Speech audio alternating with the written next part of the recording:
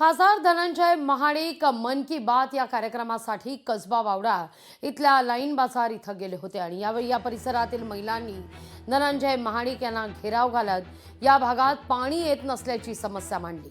तसंच या भागात शौचालयाला देखील प्रश्न आहे, शौचालयाचा सुद्धा प्रश्न आहे। हा देखील मुद्दा गंभीर असल्याचं त्यांच्या निदर्शनास आणून दिलंय।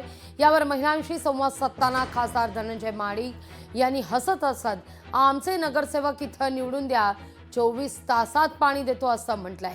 तसंच एका महिना शौचालयाचाही प्रश्न सोडवतो असा शब्द महाडिकांचा आहे, असं आश्वासन खासदार धनंजय महाडिक यांनी दिलेलं आहे।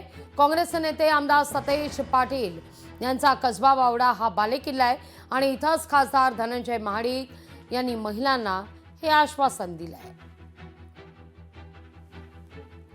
काय होतंय, 2 तास येतंय, 2 तास येत नाही, अजिबातच येत